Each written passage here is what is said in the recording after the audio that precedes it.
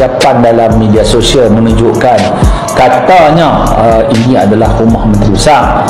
Rumah tersebut saya nampak besar dan juga mewah. Jadi saya mendesak dan juga menggesa supaya Menteri Besar jawab sama ada rumah tersebut adalah milik dia ataupun milik orang lain. Puak-puak ceplos kembali lagi kan. Kali ni tentang isu rumah MB Sanusi. Mula-mula hari tu kalau kita tengok, dia kata rumah ni macam-macam lah posting tuduhan fitnah yang dibuat kepada MB Sanusi, yang kata ni rumah MB Sanusi.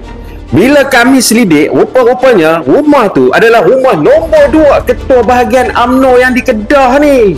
Gang, rumah bini nombor 2 pun besar kemain dah. Macam mana rumah bini nombor 1 tu? Tapi tak apalah, Alhamdulillah rezeki mereka. Buatlah macam mana pun. Cuma yang kita tak syoknya, mereka tuduh, mereka fitnah kata tu rumah MB. Tapi inilah rumah yang sebenar. Kalau kita tengok ni, rumah yang asalnya tak silap aku quarters. Dan aku rasa rumah MB memang kena besar sikit sebab orang ramai nak mai. Itu satu hal, privacy untuk family dia pula. Tapi sebenarnya, apa yang mereka duk buat, geng-geng ceplos duk buat lah ni, yang aku herannya, pak lebay daripada PAS ni seolah-olah tak boleh pakai kereta besar, tak boleh pakai motor besar, tak boleh duduk di rumah besar. Asal pak lebay je kena tunjuk yang kita ni mundur, terkebelakang, konservatif. Itulah naratif yang dibawa oleh puak-puak ceplos selama ni kan. Asal pak lebay saja wajib dikatakan mundur. Jahat tak jahat mereka ni kan. Untuk mensensasikan lagi cerita rumah MB ni, puak-puak ceplos ni kata Kedah naikkan cukai untuk tampung MB buat rumah macam ni. Aku pun tak faham gang, pasal apa kebodohan mereka ni sampai tak ada sempadan. Akaun hasil negeri takkan masuk ke dalam akaun MB.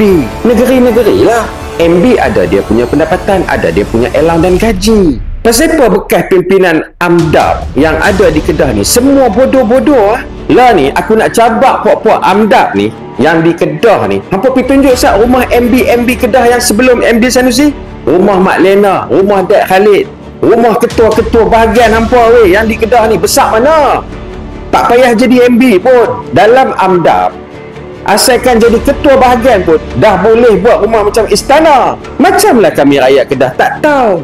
Macamlah kami rakyat Kedah bengong sangat nak tengok hampa punya menari macam mana. Siap ada ketua bahagian hampa yang seleweng pula tabung Tengku Mahmud pergi repair rumah dia. Sedangkan duit Tengku Mahmud tu untuk menolong, membantu pelajar-pelajar melanjutkan pelajaran, membantu para miskin dan asnaf. Hampa boleh salah guna untuk kepentingan perut hampa weh AMDAP. MB Sanusi ada buat macam tu ke weh ceplos? Macam-macam hampa main isu MB Sanusi ni. Kes rumah dia, kereta dia, motor dia, seolah-olah gaji seorang MB tak mampu untuk ada semua tu. Hampa ingat tak lagi waktu PRN hari tu, hampa duk main rumah banglo abang kepada MB Sanusi, Abang Budin. Hampa tengok rakyat Kedah bagi macam mana? 33-3. Aku rasa dengan perangai hampa yang lah ni, lepas ni rakyat Kedah bagi 36-0.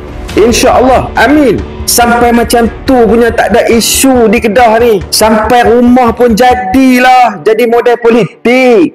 Habuan nak bercakap Tok Pono. Ni weh walanan, hampa pi ambil gambar rumah presiden hampa, wak jahit macam mana?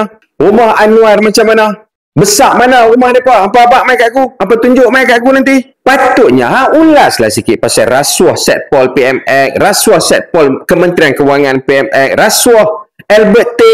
Ni isu sauna gay di Cokit tu, hampa ulas ke tak ulas? Pasal apa depa tu tak didakwa pesalah-pesalah tu? Pasal presiden hampa pun sama ke? No tak pun? Weh ceplos, hampa jawab ni apa yang aku tanya hampa ni. No hampa tunjuk mai kat aku.